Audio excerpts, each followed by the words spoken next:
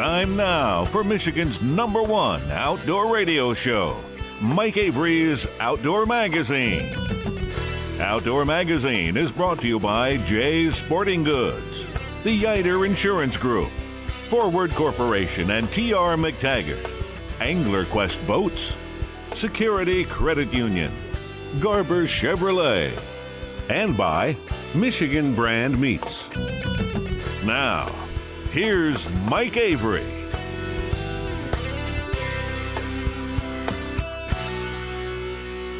Oh, thank you, Ken Hunter, for that introduction. Indeed, this is Mike Avery, the big guy. Welcome to our number 3 of this week's Outdoor Magazine show right here on the Outdoor Magazine Radio Network as we continue to add affiliates to our list of stations across the great state of Michigan. Our latest affiliate now online is in Sandusky, WMIC FM 95.3, so appreciate that. Thank you, folks.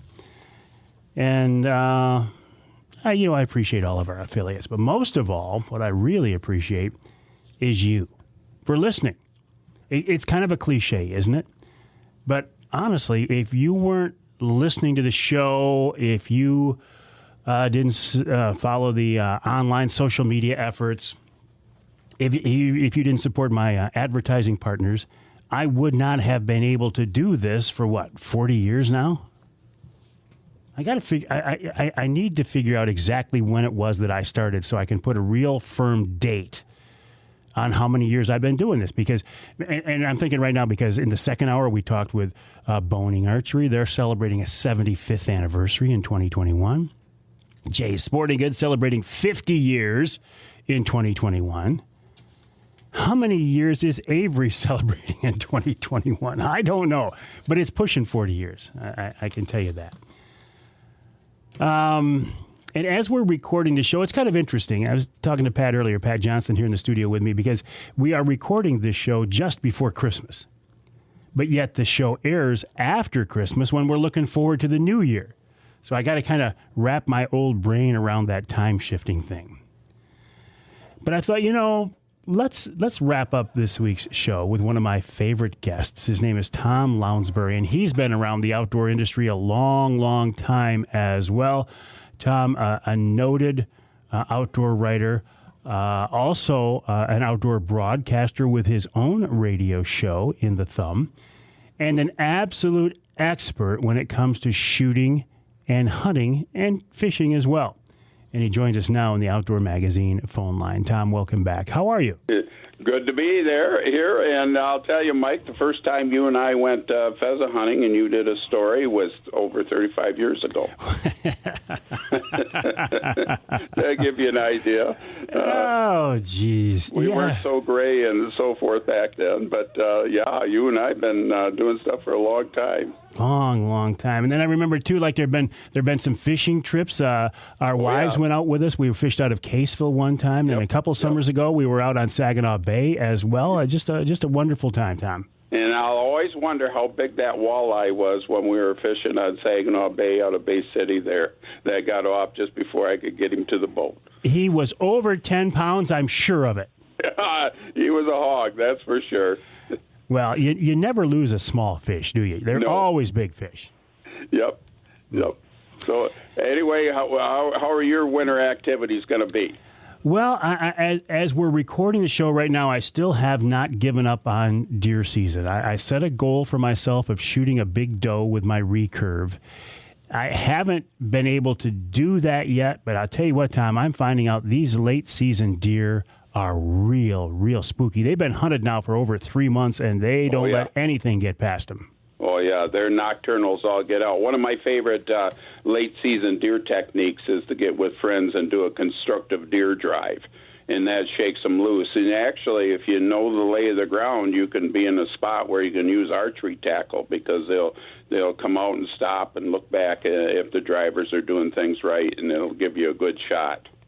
I'm glad you brought this up because deer drives are something we used to do a lot when I was a kid, and I just don't see them that much anymore. Yeah. I still get with friends to do that, and it's generally like for the muzzleloader or late doe season that we get together, and anyway, it's very, very effective. When you pick the proper cover and do everything. And I almost got one of my biggest bucks a couple years ago with the muzzle loader. And I was a blocker, I was a stander, and I was in the perfect spot. And this huge doe came out. Actually, they waited until the one guy was coming through the brush. And I mean, it was a briar tangle these deer were in. And this huge doe jumped out, and I had my traditions, striker fire with a 209 primer. And I don't know how long I carried that 209 primer because obviously it was flawed. I got a big click. Well, I'm breaking the gun open and changing the primer. One of the hugest bucks I've ever seen in over 50 years of deer hunting jumped out and stood there looking at the doe loping away. And do you think you can get a gun reprimed quick enough?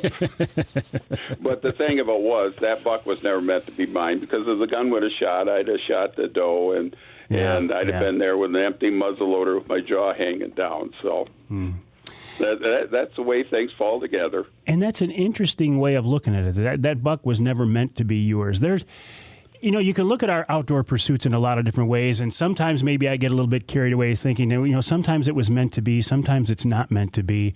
But we internalize? I mean, I don't know how to describe it, but there are different ways of looking at our outdoor experiences. Oh, absolutely. Absolutely. And like you're using a recurve bow for the late season, I'm using a handgun to get a doe.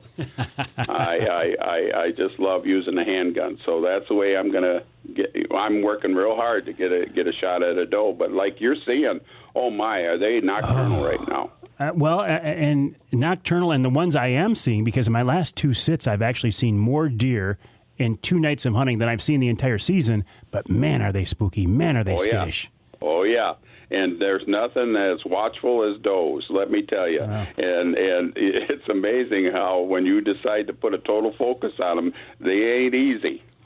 Well, you know what? If somebody had been trying to kill me for the last 3.5 months, I'd be a little spooky too.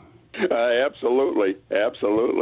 But now this time of year with Christmas, boy, things are going to get busy. You got the late doe season. There's a little bit of pheasant season left, with December pheasant season left. And Christmas is when I start on my cottontail rabbits. I got what I call rabbitat here around my place, and you've been in it. Yes. It's nasty, snarly stuff. And I don't put any heat on the rabbits at all until Christmas. And then, oh my. And I do what's called a rabbit drive. Well, listen, I want to talk about rabbits, but before we get into that, I don't want to let the deer drive go because, sure. Because, some people think of a deer drive as people just line up and they walk through the woods banging on pots and pans. But it's not that, is it? Oh, no. When I was on this deer drive the big buck was on, there were 5 of us. 3 of us were blockers and 2 were the drivers. And they use the wind to their favor. And the deer, the one thing to remember is deer prefer to run with a headwind. And you need to situate the standers so that the deer are able to do that but don't pick up the stander. And the drivers can actually use their scent to move deer through the cover. And these 2 guys really knew what they were doing. I mean, this was, oh, man, there's that thorny stuff. There's no reason for it other than it grows thorns all through that place. And they knew how to do it, and they were moving the deer. In fact, the first bunch of deer came out, I had over a dozen come out with 3 bucks in the midst, but at 100 yards running, oh, my.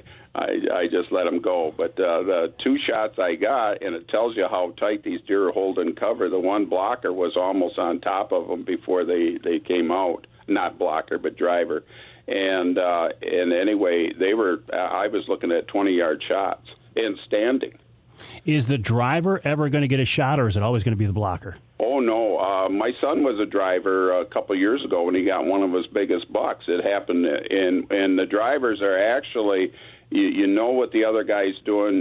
You kind of do it in a stop-and-go manner. And anyway, my son had stopped, and this huge buck stood right up in front of him, and he shot it at about 20 yards. So, yeah, that drivers get shots, and it's. I had an opportunity as a driver one time to shoot this big buck, but when he ran across in front of me, he actually crossed Cass River, which was only hock deep to the deer there.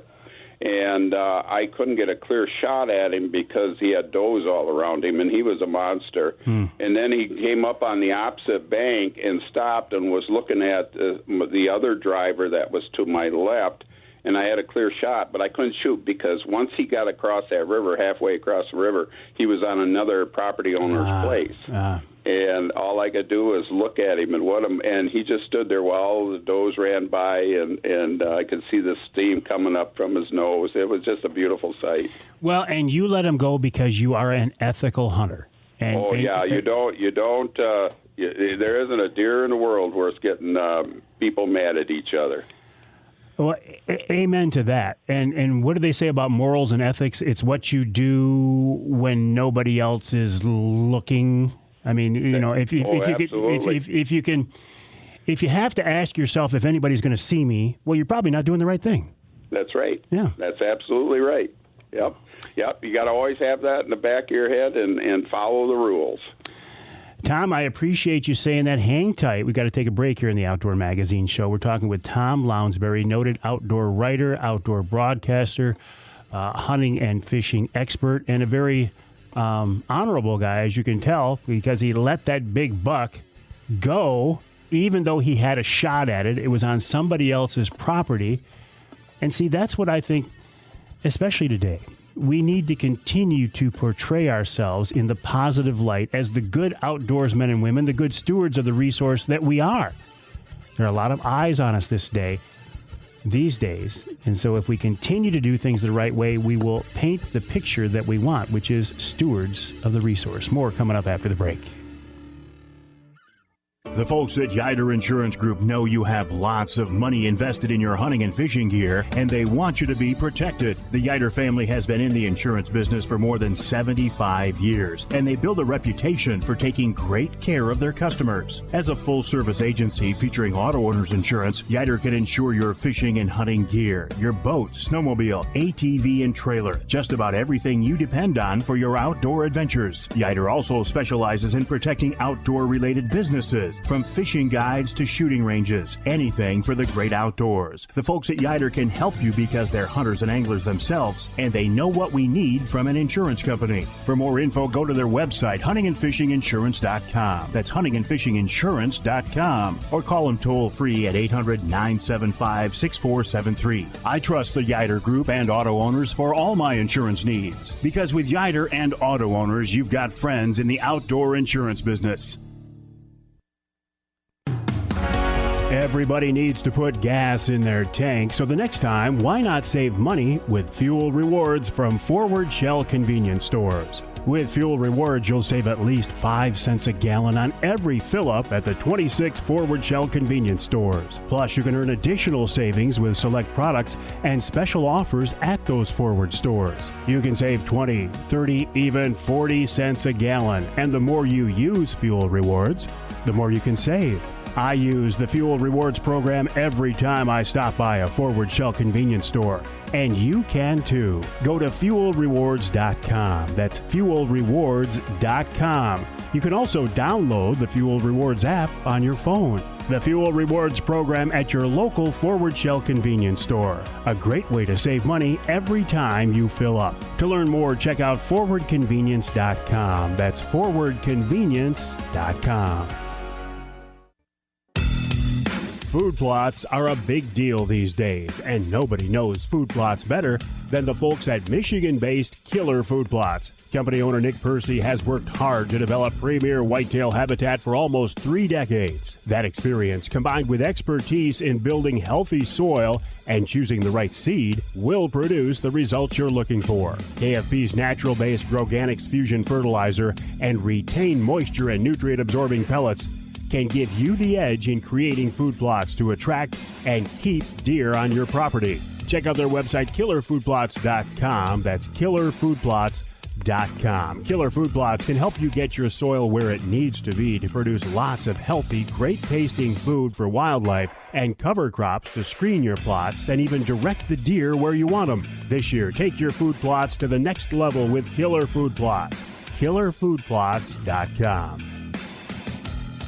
It's a complicated world we live in. Right about now, I'll bet your head is spinning like a tornado with news and opinions and conflicting do this and don't do that recommendations. Some days, you just want to throw up your hands, go to the woods, and stay there. And you know, that's not a bad idea. Jay's Sporting Goods encourages you to get back to your roots. Do some simple, traditional things for a while. In Michigan's great outdoors, space is one thing we have plenty of. So put as much social distance as you like between you and everyone else, including all your social media pals who somehow just recently became experts on every topic. And one more thing. Before you head out, head into Jay's Sporting Goods. Because even though there are shortages of a lot of things these days, Jay's has just what you need to make the most of your escape to our beautiful wide open spaces. It's the gateway to social distancing the way God intended. Jay's Sporting Goods, Clare and Gaylord.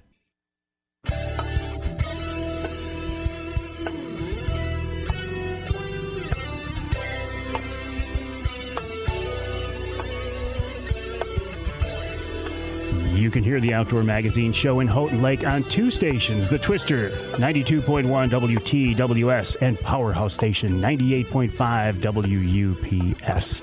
You can hear us in Holland on two stations as well, WHTC AM and FM, that's 99.7 FM and 1450 AM. This segment of Outdoor Magazine brought to you by Suspension Max. Suspension Max, the folks that I went to get my new Garber Chevrolet Silverado leveled and lifted. I've noticed with today's trucks, these new ones, they're beautiful, absolutely beautiful, all of them. But they tend to ride nose down, like they're going downhill. And if you look at any of these new trucks, I don't care what company, they're set up that way. Now, I don't know if it's a safety thing or if it's a mileage thing or if it's just the fact that they figure you're going to load the bed up and compress the springs in the back and make it ride level. But to be honest, most people these days do not use their trucks as work trucks like that, so we don't spend that much time with the back loaded with sand or gravel or hay to compress the springs. So what I like to do is get my trucks leveled out. And the folks at Suspension Max did that for me. They put a 2.5 inch lift in the front and 1.5 inches in the back, so it rides level. It's up a little bit higher. I can put bigger tires under it, and man, it looks and rides great. Check them out online at suspensionmax.com, and Max is MAXX, suspensionmax.com. We're talking now with Tom Lounsbury, who is a noted outdoor writer, outdoor broadcaster, hunting and fishing expert. Tom, you said, and I'll get to rabbit hunting here in a minute, but you said that you're trying to shoot this doe with a handgun. Is it a contender or is it a big wheel gun you're using? I have a fully customized Ruger Blackhawk that I like to use, a revolver that I actually bought it in 1974, and then over the years I've had Magnaport fully customized it. And I just had, I probably spent more for the grips than I originally did the gun in 1974. But I just had Pat Grasshorn in Wyoming put caribou antler carved grips on it. Oh. And I had a lanyard ring at it. And that gun and I have been, I've used it since handgun hunting was first allowed in Michigan. Oh, my goodness, over 30 years ago. And what caliber is that? 45 Colt, long Colt. And I load the loads up. And now you can buy some really good ones. When I first got it, 45 Colt rounds wasn't much of a selection, so I got into reloading. But now they got some really good rounds, like from Corbon and so forth. But it actually, in my mind, stays right up nip and tuck with a 44 mag, and in some cases it hits harder than a 44 mag. So how long's the barrel on this gun? 7.5 inches. And I went to peep sites. I'll never forget the morning. Handgun hunter Larry Kelly had talked me into putting express sights on it with a fine bead and everything, and I shot a number of deer with it. And then came the opening morning. I couldn't see those sights for an hour. And anyway, fortunately, a deer didn't show up until I could see the sights. And now I use a high-vis green front sight and a peep sight. Actually, peep sights work real well on a handgun. And your eye just naturally centers in it, and you put, your front sight where you want it, and that's where it goes. And that peep works well for old eyes? Oh my! For aging eyes, you can't beat it. Trust me. Yeah, well, that's a situation. I'm just glad that with my recurve, I don't have to worry about it so much because instinctive. Just snap her out there and put her out there. I did recurve. Oh my goodness, up until arthritis in my shoulder, and I went to a compound in 2007, and then I went to a crossbow when we could use crossbows. But I still love to grab my old recurve, and I personally love my old longbow I've had for years. I've never shot a longbow. Do you feel a difference in shooting a longbow versus a recurve? Not much at all. In fact, I can grab one or the other and hit my mark. It's that instinctive shooting that you do, and I'm a snap shooter. A minute my middle finger touches a corner of my mouth, and I'm concentrating on the target, off the arrow goes. I don't just draw back and hold. I just bring her back and let her fly. You know, I am too, and when people see me shoot online, they give me grief because they say my form isn't the best. Well, you know what? Fred Bear shot that way, so it's good enough for me. Absolutely. I remember I went to an archery range one time, and this one archery shooter had all the answers, and I'm snapping away at the target. And man, I wasn't standing straight enough. I was doing this, and I says, "Leave me alone and let me shoot." So. Look where the arrow goes, buddy. That's all that matters. That's all that matters. And are you using wooden arrows? No, I'm not. You know, I if I was a true purist, I'd be using the recurve with wooden arrows and maybe even flint broadheads. But no. I'm using the Full Metal Jacket, which is the carbon aluminum composite for strength and weight. Because I like the recurve, but I want to get as much performance out of it as I can. So I'm using a high-tech arrow. Oh, absolutely. And you're going to get more uniformity that way. Yeah. There's no question about it. But I found with my instinctive shooting, as long as the arrows are good, they're going to pretty much hit where I'm going. And really, all you need to do is be able to put your arrows in an 8 to 10-inch plate and do that. That's the one thing I noticed when I went with a compound. I went from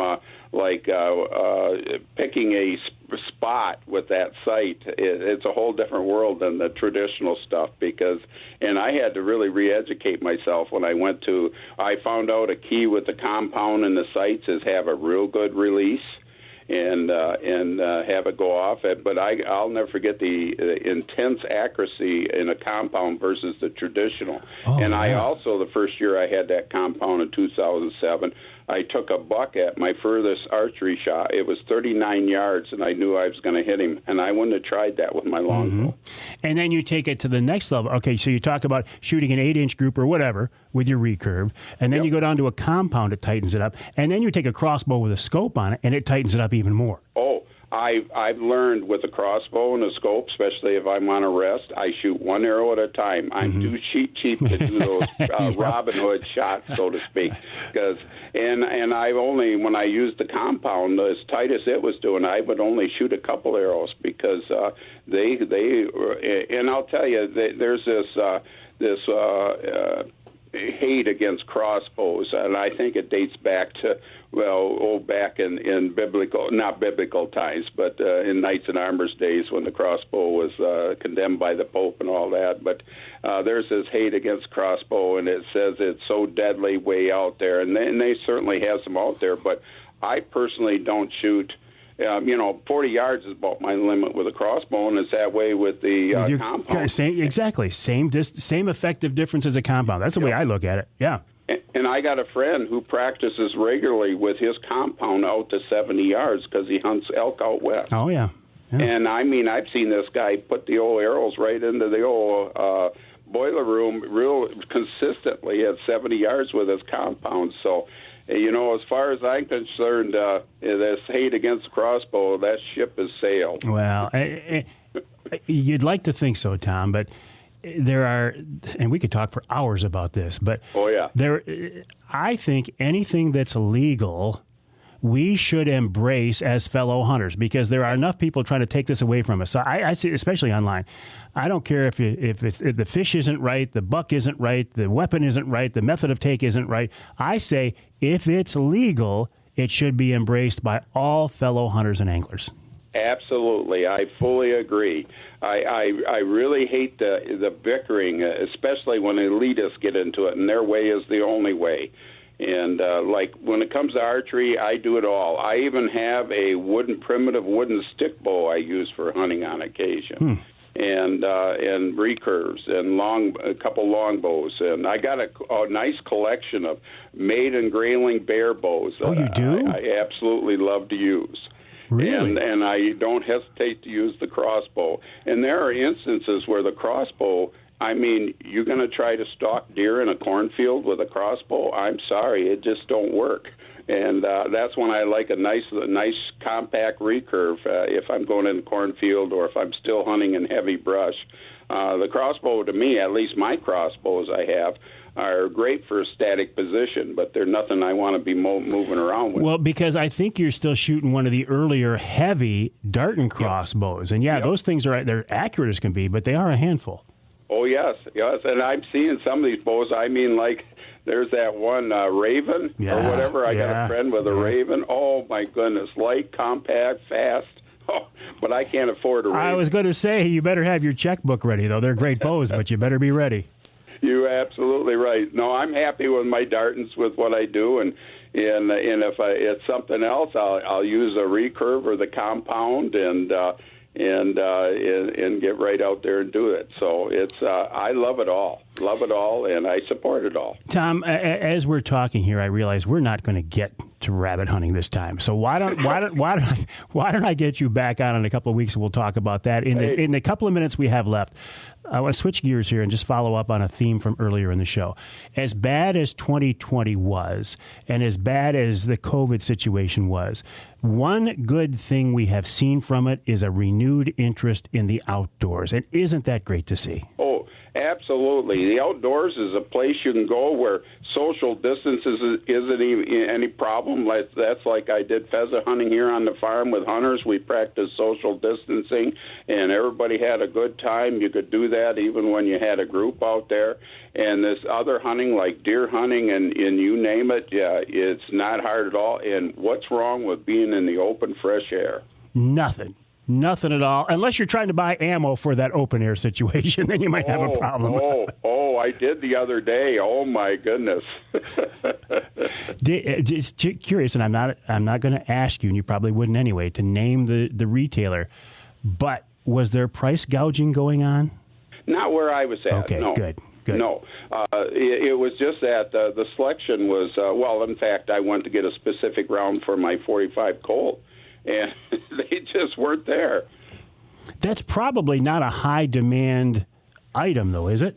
No, but usually the person usually has a lot of stock in there, and there are some .45 Colt users around, and I think somebody went in on that particular bullet and stocked up. Yeah, we're seeing that too. Listen, Tom, always a pleasure. Let's get you back on again and finally get to that topic of rabbit hunting. You betcha, and Merry Christmas, Mike. Merry Christmas and Happy New Year to you as well. We'll take a break here on the Outdoor Magazine Show. When we come back, I don't know. I've got a lot of things yet that I want to talk about. And, of course, then we'll bring in wild game chef extraordinaire Dave Minar, who I'm sure will have another wonderful recipe for us. If you want to get in touch with me, you can send me an email, mike@mikeaveryoutdoors.com, and the website is mikeaveryoutdoors.com. We'll take a break. Lots more coming up right here on Outdoor Magazine.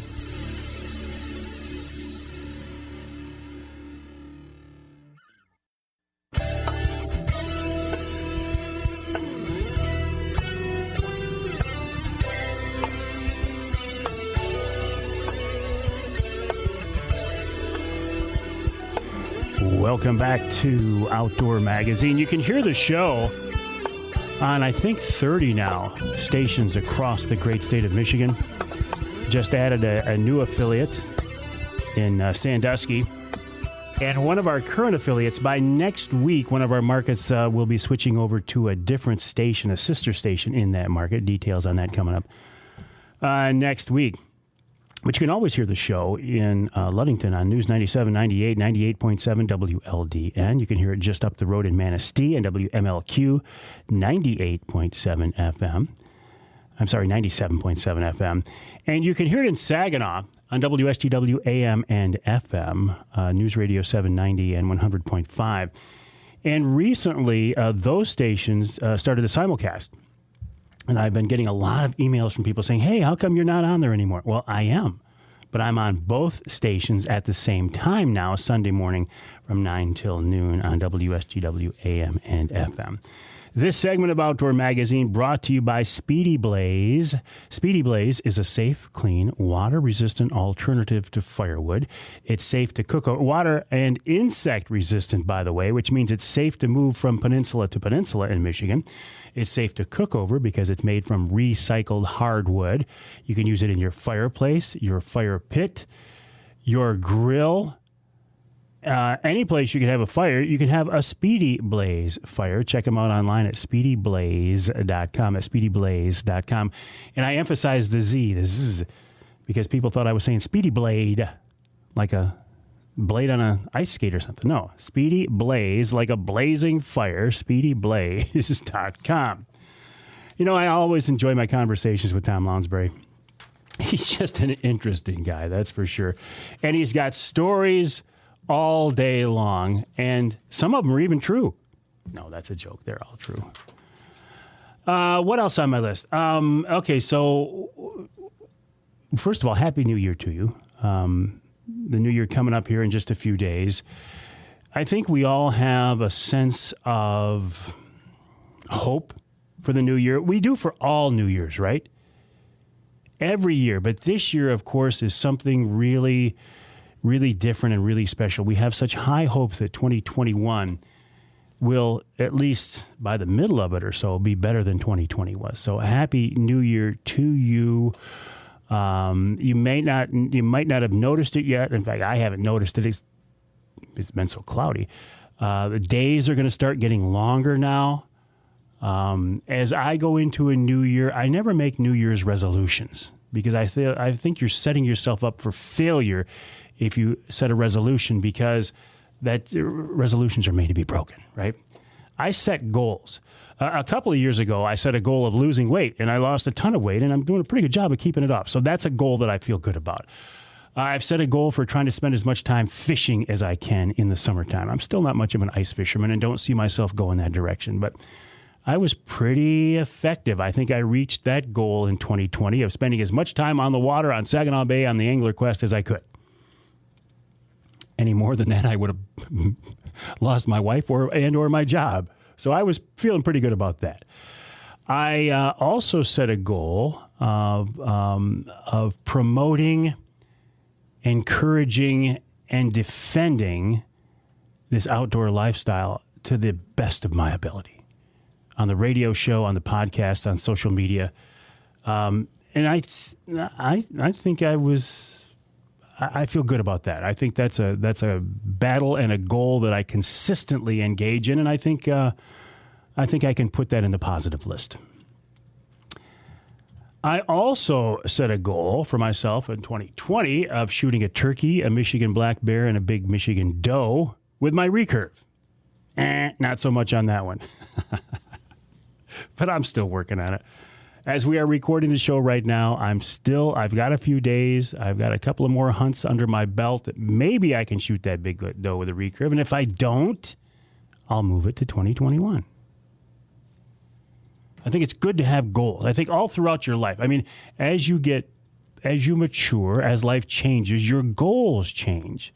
But again, the idea of resolutions, I don't like New Year's resolutions because who sticks with a resolution? If you look at it as a plan, as a goal, as a change, something to strive for, I've had more success that way. A couple of other things I wanted to bring up. If you have received a friend request from me on Facebook, either as Mike Avery or Mike Avery Outdoors, disregard it, ignore it. It's fake. I got some weirdo out there putting out fake Mike Avery pages again. I don't know why that is. I don't know what the thrill of it is. But I have never, ever in my life, nor will I ever send out a friend request. That's how you know if it's a fake account. If they send you a friend request, it's fake because I don't do that. Mainly as a way to differentiate between the legit and the fake accounts. And finally, I don't know why this has come up lately. I don't know if somebody discovered one of my old videos on YouTube or what, but I'm getting a lot of attention and a lot of questions and requests about Mitch Rompola once again. You remember Mitch, the Michigan hunter who shot what, in my opinion, and I think this is legit, was a world record buck. I've supported Mitch and stood by it since the beginning. I've interviewed Mitch. I've been to his house when he was in Traverse City. I've talked to him. I think it's legit. People saying, have you talked to him lately? I have not. I have reached out to him. I'd love to follow up with him. Mitch, if you hear this show, or if anybody knows Mitch and hears this show, remind him that I have supported him and I believe him, and I'd love to just check in and see how he's doing. The way to get in touch with me, Mike at MikeAveryOutdoors.com, Mike at MikeAveryOutdoors.com. Love to hear from you, Mitch.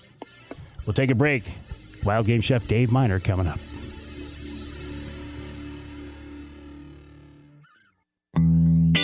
By now, you know all about Angler Quest boats. The center console design, binary wall system, and smooth ride with lots of room have anglers convinced a pontoon can be a great fishing rig. And the folks at Michigan-based Angler Quest continue to make their boats even better. Now the signature rocket launcher arch can tilt down. That's great for high water levels, trailering, and storage. Also, there's a new panfish model that's perfect for smaller inland lakes. The popular Pro Troll models continue to dominate big water for walleye, salmon, and trout, and the family fish can keep everyone happy whether fishing or cruising. All Angler Quest boats are designed by fishermen and made in Michigan by skilled craftsmen using the latest technology. You can learn more online at AnglerQuestPontoons.com. That's AnglerQuestPontoons.com. With more models, upgraded designs, plenty of features, and bigger outboards, this is the perfect year for you to join the Angler Quest family.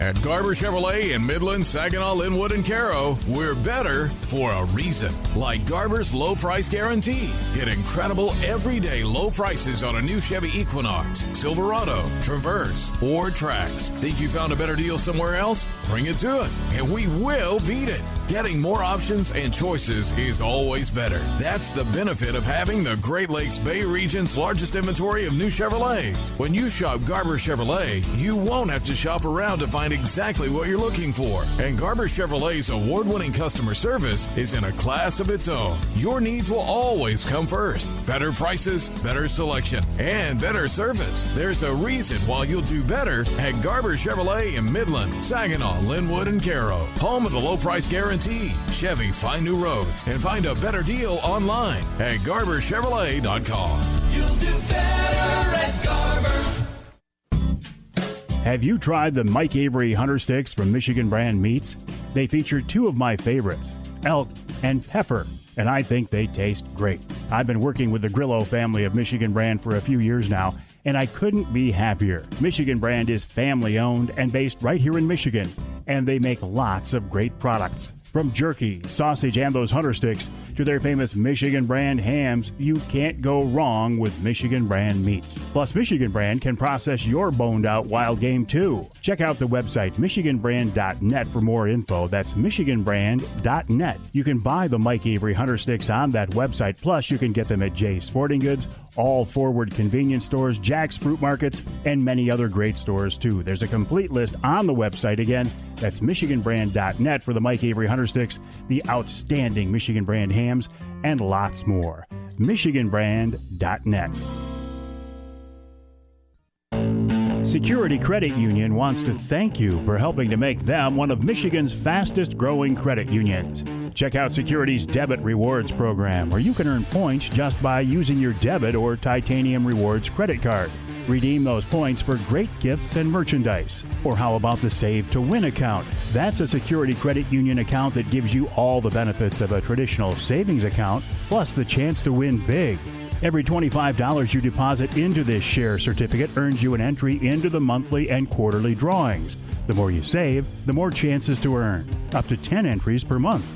You'll build up your savings, earn interest and dividends, and have a chance at multiple prizes.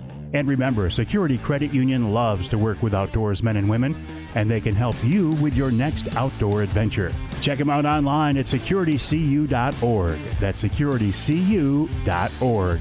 Federally insured by the NCUA.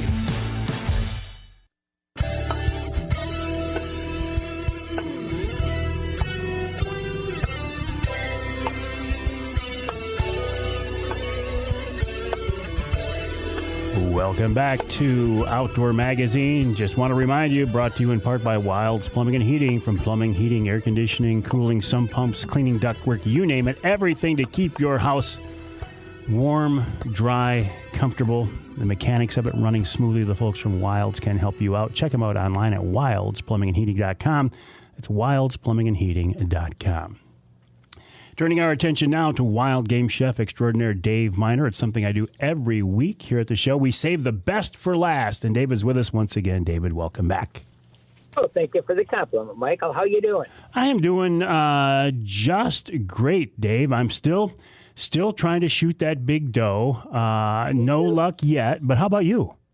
Me too. Still trying. It's been an unusual year. I don't know why, but we normally have quite a nice amount of deer on our plates up here, and we got nothing. I can tell you why, Dave, because it's 2020, and that's why we're all looking forward to 21 so much. Oh, let's hope it's a better year. I'll see on the it will be. The water's dandy buck's been taken. We had Tom Campbell on in the first hour, and he was telling me he's got even more pictures of big bucks coming in for the February edition even. Oh, great. Yeah. So anyway, I've got 2 heart recipes from venison. Heart? I always take a Ziploc bag in my little hunting pack, and so I always, when we get a deer, I take and use the heart and the liver. We slice the liver up. I fry it up for the dogs. They just love it. Cut that in thin pieces. So I bet. I like to use this recipe with 2, 3, or 4 hearts, depending on the amount of good luck you've had. Yeah. So what I like to do is you trim all of the outside fat off of the heart, hold the heart in your hand, and then kind of hollow it out. You want to get rid of all of the valves and the heavy-duty membranes on the inside. They are just tough, and they'll never cook down. So just kind of hollow them out. So what you're going to do then, rinse them really, really well. I like to take in a large enough pot of water to hold the hearts. I boil them. When you bring it up to a boil, then you take and rinse that off, and you start again with new fresh water. And you do that about anywhere from 40 to 50 minutes, depending on the age and size of the animal. So while the heart's in the water, you can start making this dressing for them. And so this is a stuffed heart, this first one. You take a large onion, chop it up nice and fine, a couple of cloves of garlic, same, 2 stalks of celery, 2 cups of bread just diced up, a small 6-ounce package of fresh mushrooms, diced fine, 2 beaten up eggs, about a tablespoon of basil. I like to put walnuts in this. You can't believe how this builds up the flavor of a dressing, with coarsely chopped. Take about a teaspoon of beef base, and you want to dissolve it in a cup or a cup and a half of water. Pour strips of lean bacon and black pepper that you're going to grind all over this after you take it out of the water and you stuff it. A little olive oil and some cornstarch. So in a saute pan with a little bit of olive oil, you're going to saute the onions and the garlic and the celery for just a few minutes because it's going to go in the oven after all. So take your bread cubes, put that in the mixing bowl. All the other ingredients you just sauteed up except for the bacon and the hot water that has the base dissolved in it. Stuff the hearts quite full, And then arrange them in a shallow baking dish so that they're not going to fall over. Even if you got to take a little ball of foil or a coffee cup or a teacup or something and place in there also to keep them from falling down. Put the bacon on top.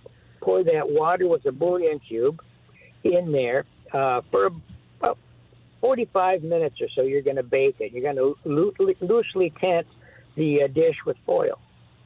So what you're going to do is thicken up that juice that's left over with a little bit of melted down cornstarch. And man, oh man, you can't believe it. People are just going to rave about this. The heart is just a muscle that tastes great. You just got to treat it a little different than you would a backstrap. Dave, let's stick with that one, okay? Because I want to follow up on a couple of things. Okay, go right ahead. I didn't realize, I've heard people talk about eating a deer heart and such before. I didn't realize that you were only eating the shell, eating the outside. I never knew that. Right. What you want to do, because those valves in the heavy-duty veins and blood vessels and arteries that go on the top of that heart are unbelievable tough. When you cut that out of the animal and you slice that off, you're going to feel just how tough them are. So you want to hollow that out and get rid of them because they'll never cook down. I don't know what the flavor is like. I never tried it. I did not realize this. In all my years on Earth, I did not realize this. Wild game in general, you've always said, look, if you're gonna go one way or another, cook it a little less than a little more, right? Yep. And if you're going to do a stewed dish or a simmered dish, you're going to cook it till it's tender. Anywhere, say, from 50 minutes to an hour, hour and a half, depending on the cut, whatever you're doing. Unless it's something like bear, then you've got to go the other way? Yep, bear should always be done in liquid and baked or, simmered in a crock pot for a very long time because bear meat dries out a lot. It's like really tough, lean beef if you don't do it that way. It's like a bear steak on the barbecue. Not the greatest. I agree with you there. All right, my friend, always a pleasure. Have a great week, and we'll talk to you next time.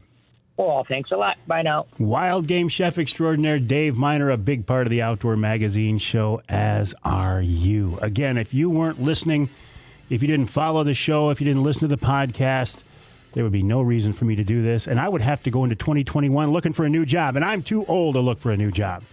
So I thank you so much for your support. The website is MikeAveryOutdoors.com. You can always reach me via Mike@MikeAveryOutdoors.com.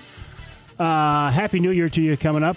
2021 is going to be a good year, and we're going to spend as much of it as we can outdoors, right? Talk to you next time right here on Outdoor Magazine.